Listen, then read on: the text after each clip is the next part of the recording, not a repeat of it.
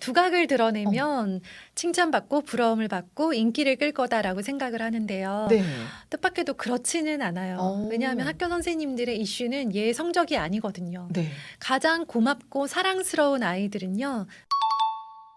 아이들이 안녕하세요. 아나운서 엄마의 육아연구소 이지민 아나운서입니다. 오늘은 이은경 선생님을 모셨습니다. 베스트셀러 작가이시기도 하고요. 유튜브 슬기로운 초등생활 운영하시면서 또 전직 초등학교 교사로서 전국에서 많은 부모님들을 만나고 계십니다. 선생님 안녕하세요. 안녕하세요. 네.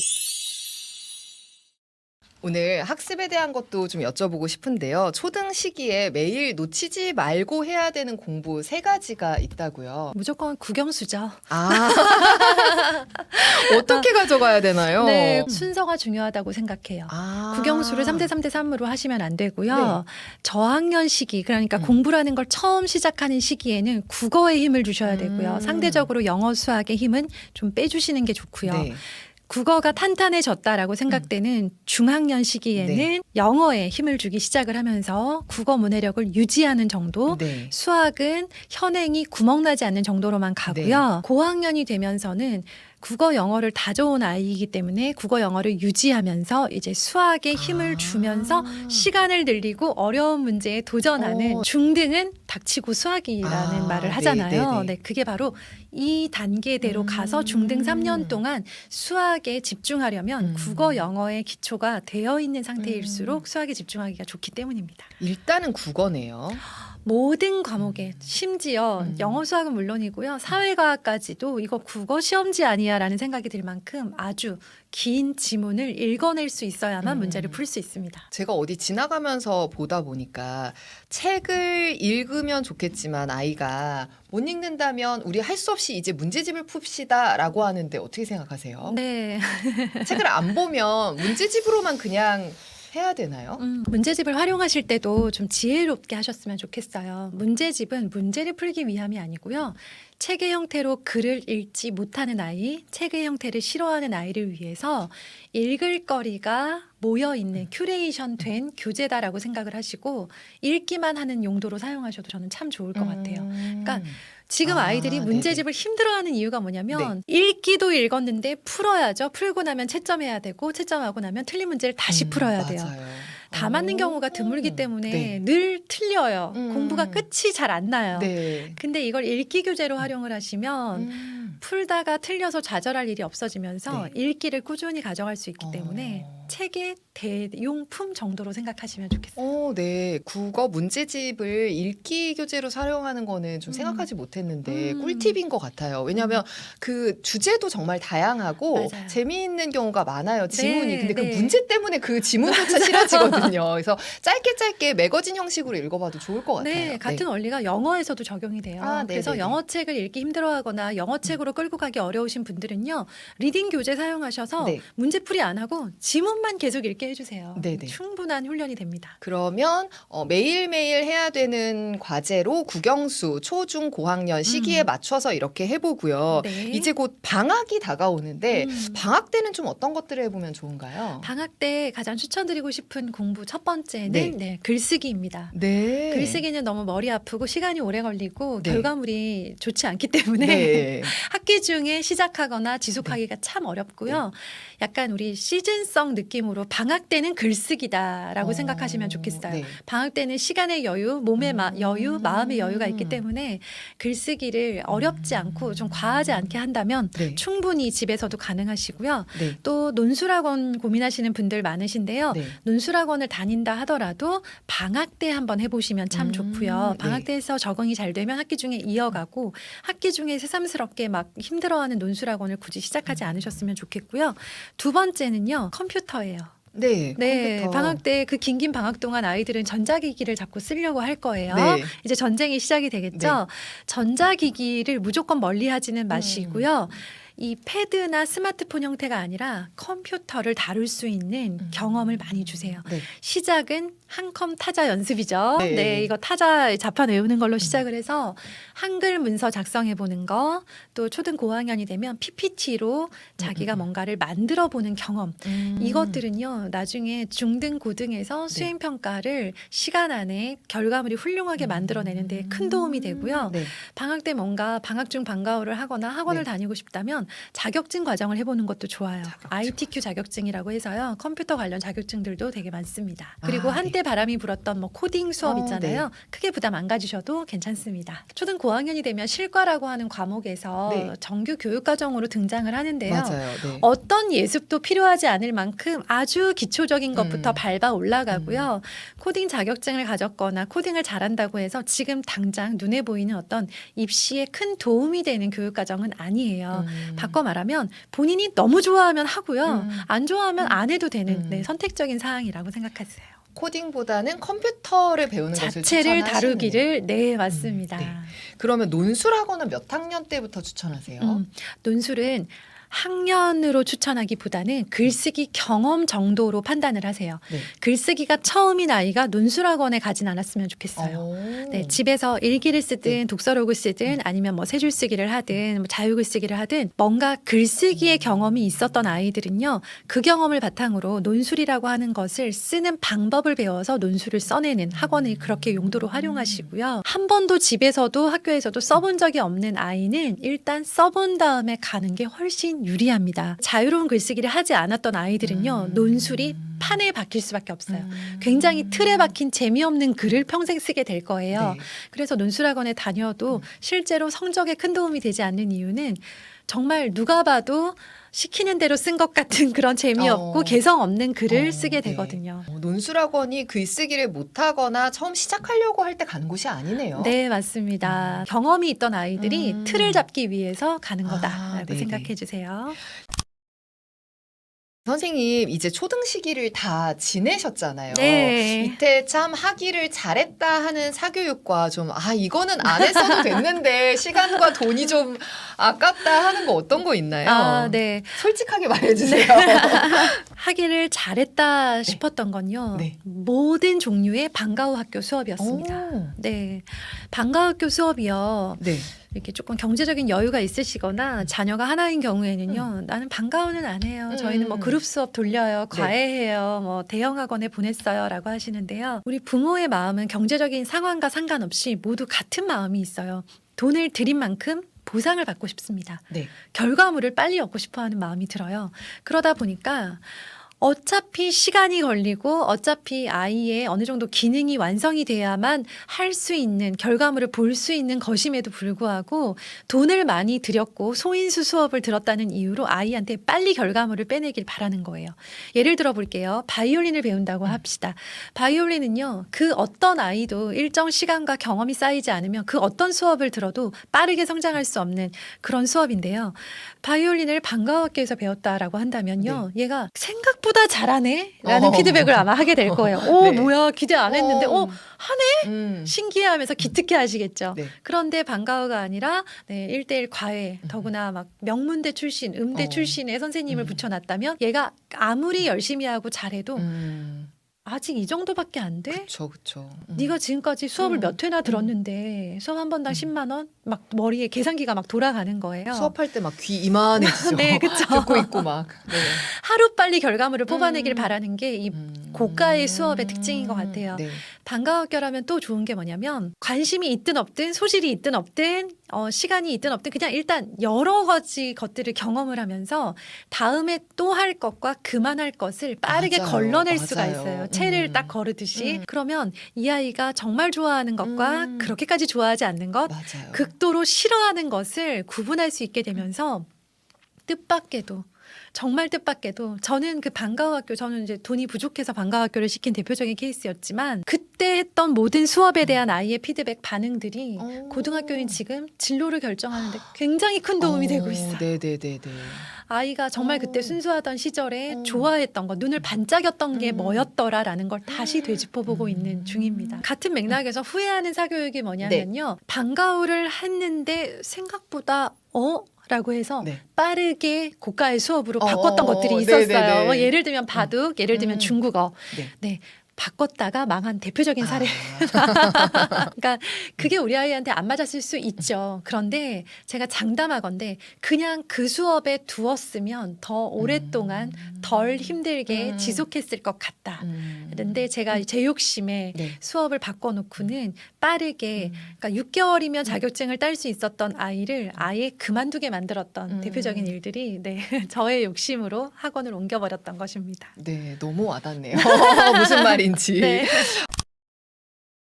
그 교실에서 볼 때 선생님들과 친구들에게 좀 사랑받는 아이의 특징 좀 여쭤보고 싶은데요. 네. 부모님들의 가장 큰 오해가 뭔가를 잘하면 두각을 드러내면 칭찬받고 부러움을 받고 인기를 끌 거다라고 생각을 하는데요. 뜻밖에도 그렇지는 않아요. 왜냐하면 학교 선생님들의 이슈는 얘 성적이 아니거든요. 가장 고맙고 사랑스러운 아이들은요. 내 수업을 들어주는 아이들이에요. 반대로 말하면 뭐냐면 듣는 애들이 많지 않습니다. 그러니까 듣기만 해도 굉장히 얘는 차별화되어 있다. 굉장히 선생님께 이미 많은 인정을 받고 있다라고 생각을 해도 좋을 만큼 선생님들은 수업을 하시면서 인간적으로 좀 무시를 당하는 느낌이 들 만큼 수업을 듣지 않는 아이들 사이에서 이렇게 정신승리를 하면서 수업을 1시간 1시간 맞춰야 될 때가 되게 많아요. 초등에서는 선생님이 무섭거나 크게 수업을 하시거나 막 하시면 적극적인 텐션이 있으면 아이들이 따라오기도 하는데 이런 현상들은 중등 교실에서는 엎드려서 자는 게 아무렇지 않은 분위기. 그런 교실 안에서 내 수업을 경청하고 있는 아이가 있을 때는요. 인간적으로 얘에게 너무 고맙고 왜냐면 나를 사람 대접해줬잖아요. 선생님, 교사인 나를 사람으로 존중해줬다라는 마음에 얘의 인생을 응원하게 되는 거예요. 진심으로. 성적이 높고 낮음에 상관없이 얘가 정말 잘 되기를 응원하게 되고 얘를 신뢰하게 되고 얘에 대해서 어쩔 수 없이 칭찬하게 되고 친구들은 얘가 특별히 공부를 잘하는 아이도 아닌데 선생님과 그렇게 관계가 좋은 모습들을 보면서 얘를 부러워하게 되는 거죠. 근데 그런 아이들은 다른 아이들이 안 듣는 와중에 왜? 듣고 있는 거죠? 어쩌다가 그런 아이가 되느냐 너무 어떤 궁금하시죠? 아이가 듣는 거죠? 와, 질문 되게 예리하네요. 넘어갈랬더니 알려드려야겠네요. 너무 궁금해요. 기본은 경청이에요. 사람이 말을 할 때 듣는 거다라는 게 가정에서 기본값이 되어 있는 아이들은요.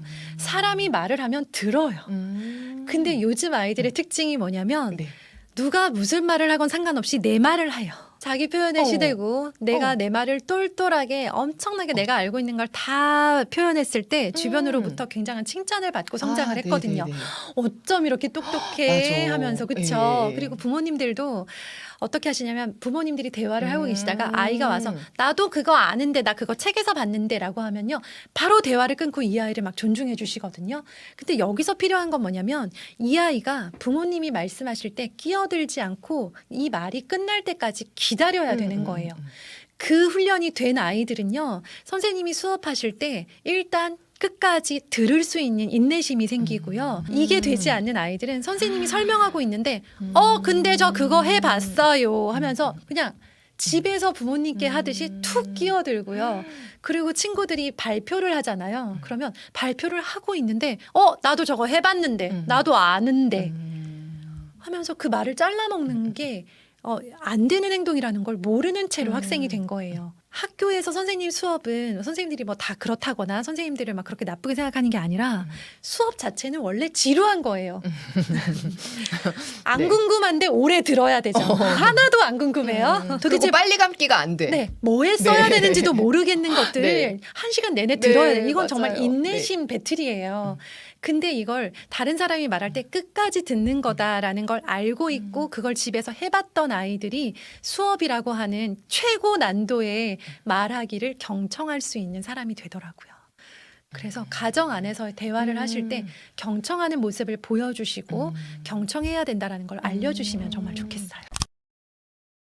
우리가 이야기하다 보면 입시에 대한 이야기를 빼놓고 할 수가 없어요. 그쵸. 입시에서의 한 팀이 되는 부모와 자녀의 역할 3가지는요? 네, 첫 번째는 망하고 온 날 하소연 들어주기. 이 역시나 경청과 관련된 그럼요. 이야기네요. 네, 보통 망하고 오잖아요. 그럼 부모님 마음이 100배 더 무너져요. 네. 다 못 들어요. 듣고 있기가 너무 속이 상하고 막 눈물이 날 것 같고 네. 막 어떻게 지적을 해서 다음에는 절대 이런 실수를 못하게 만들고 싶은 마음이 되게 강해요. 부모는 인생을 먼저 살아봤기 때문에. 그런데 아이는 하소연을 하고 싶었던 거예요. 다음에 잘하려면 어떻게 하면 돼요라고 묻지 않았어요. 그걸 근데 듣고 있기가 너무 힘들고 여기서 어떻게 해야 되는지를 알기 때문에 막 여러 가지 조언들이 쏟아지는데요. 이럴 때 일단 하소연을 끝까지 들어주자. 끝까지 듣고 본인이 마음을 추스릴 수만 있게 해줘도 우리는 한 팀이다. 아이 입장에서는 우리 엄마는 망한 거 얘기해도 괜찮아. 근데 여기에서 이제 조금 반응이 뭐 표정이 바뀐다거나 네, 반응이 막 네. 좀 격해진다 그러면 우리 엄마는 망한 얘기는 하면 안 되는 사람이라고 규정을 하겠죠. 두 번째는 저는 체력과 문해력이 있는 부모여야 된다고 생각해요. 체력은 언제 쓰느냐? 친절은 체력에서 나오죠. 너무 공감해요, 진짜. 다정함은 체력에서 나온다고 생각해요. 아이들이 하소연을 하고 싶어서 그날 진짜 너무너무 열심히 준비해서 갔는데 발표 망했어요. 점수 그냥 깎여버렸어요. 그리고 집에 와서 막 얘기하고 싶은데 안방문을 열었는데 엄마가 더 힘들어 보여. 널브러져 있어. 네. 말을 꺼낼 분위기가 이미 도저히 엄마는 아니야. 세상이 끝난 것 같은 표정과 막 그런 피곤함에 찌들어 있는 상태다. 네. 그러면 아이는 말을 못 해요. 아이들도 생각이 있죠. 아이가 말을 할 수 있도록 그래 한번 해봐. 엄마 뭐 그 정도는 받아줄 수 있어. 약간 이 정도의 체력이 되셨으면 좋겠고요. 체력 역시 또 감정에 영향을 미치기 때문에. 그다음에 문해력인데요. 네. 문해력은 어디다 쓰냐. 네. 이제 아이가 점점 성장할수록 아이의 문제집을 들여다보면서 내가 그걸 풀어줘야 되는 일보다는 아이가 이제 해가는 것들을 지켜봐야 되는 일들이 많아지는데 그럼 이제 우리는 손을 떼도 되는 거 아니냐 생각하시는데요. 그 시기가 어떤 시기냐면 나의 입시 공부를 시작하는 시기예요. 입시는 정보 싸움이 되어버렸습니다. 같은 점수를 받는다고 같은 대학에 가지 않아요. 전형이 너무나도 세분화되어 있고 점점 더 세분화될 예정입니다. 그 말은 뭐냐면 아는 만큼 유리한 선택을 할 수 있다는 거예요. 그럼 이 아는 것들을 어디서 얻어야 되느냐? 유튜브에 조각조각 난 영상 몇 가지로 그 많은 교육 정보, 내 아이한테 맞는 입시 정보를 다 얻을 수가 없는 세상이에요. 찐 정보, 제대로 된 균형 잡힌 정보들은 문서화되어 있다라고 생각을 해요. 네. 네. 책 한 권 혹은 파일 하나로 정리되어 있는 네. 것들을 술술 읽어나가기에 큰 어려움이 없는 정도의 문해력을 지금부터 차곡차곡 쌓으셔서 아이가 대학교 원서 쓸 때 내 문해력, 내 인생 문해력에 피크를 찍는다. 그때가 내 리즈 시절이다라고 생각될 네. 만큼 올려가셨으면 좋겠습니다. 그리고 마지막으로 부모 역할이요. 좋은 사람이 되었으면 좋겠어요. 이게 원리는 어떤 거냐면 진짜 괜찮은 애들이 괜찮은 생활 기록부를 만들 수 있거든요. 그러니까 어떤 척하는 걸로는 선생님들의 눈을 속일 수 없어요. 선생님들은 학생을 파악하는 것에 이미 전문가이시기 때문에 정말 괜찮은 아이가 정말 좋은 생기부를 결국 선생님들이 써주실 수밖에 없는 그 정도로 괜찮은 아이여야만 되는데 괜찮은 아이는 그럼 어떻게 되는 것이냐. 네. 지금 아이가 10살 아이 있죠. 네. 3학년 그죠? 네. 얘 10년 후가 나예요. 지금은 아이랑 나랑 크게 같다, 똑같다라는 느낌을 아마 못 가지실 거예요. 네. 왜냐하면 10세 이하의 아이들은 네. 타고난 대로 살고 있어요. 그런데 정말 네. 신기하게도 네. 아이가 이렇게 학년이 올라가고 사춘기를 지나면서는 부모의 장점과 단점을 판박이로 빼닮아 가기 시작을 해요. 그래서 지금 저학년 때 그런 경우 보지 않나요? 엄마 되게 괜찮은데 애 왜 저러지? 맞아요, 맞아요. 네. 뭐지? 약간 반대로 애 되게 괜찮은데 저만 뭐지? 약간 이런 경우 있잖아요. 네네네. 그러니까 둘이 이렇게 하나 선상에서 네네네. 보기에는 조금 무리가 있는 그런 커플들이 있는데요. 신기하게도 이제 저도 저희 아이들 초등학교 1학년부터 지금 고등학생이 될 때까지 그 많은 시간들을 많은 주변의 친구들과 친구의 부모님들을 보면서 지금까지 성장을 하고 있는데요. 예외 없이 네. 그때 그 어떤 모습이었건 간에 지금은 다 부모가 되어 있어요. 아이들이. 그래서 부모님이 애가 성장했으면 좋겠는 모습으로 빨리 본인을 업그레이드 시키시는 게 이건 약간의 부담이 가는 부담 이야기이기도 하네요. 하면서 어째 보면 되게 쉬운 방법이에요. 즉 내가 잘 살아가는 것, 내가 좋은 어른, 괜찮은 어른, 멋진 어른으로 살아가는 게 지금 저렇게 큰일, 쟤 어떡하지 싶은 아이가 잘 클 수 있는 보장이 된다라고 생각을 한다면 나도 성장하면서 아이가 그대로 성장할 수 있는 아주 좋은, 어찌 보면 간단한 그런 해답이 될 수 있는 거죠. 마지막으로 육아연구소의 공식 질문인데요. 이제는 정말 인생에서 끝이다라고 생각했는데 새로운 희망을 보셨던 그게 또 다른 시작으로 이어진 경험이 있으신가요? 네. 저는 그 가수 이효리 씨가 했던 말, 뭘 열심히 하려고 그래. 네. 저는 늘 열심히 살아야 된다라는 강박이 있었던 것 같아요. 네. 더구나 학교를 사직하고 프리랜서 생활을 시작을 하면서는 뭔가 내가 하는 모든 일들이 다 돈으로 환산되거나 되지 않는 모습을 보면서 더 열심히 살아야지라고 하는 강박에 나를 굉장히 몰아넣었는데요. 중요한 건 어떤 특정 시기에 막 모든 에너지를 다 쏟아부어서 열심히 하는 게 아니고요. 꾸준히 하는 거더라고요. 그러니까 누가 더 꾸준히 성실하게 오래 버티느냐 이것으로 네. 달라지는 것들은 정말 많고요. 특정 시기에 막 정말 온갖 에너지를 다 써서 열심히 하고 끝나는 거는 그 사람의 인생을 크게 바꾸지는 못하는 것 같아요. 네. 네.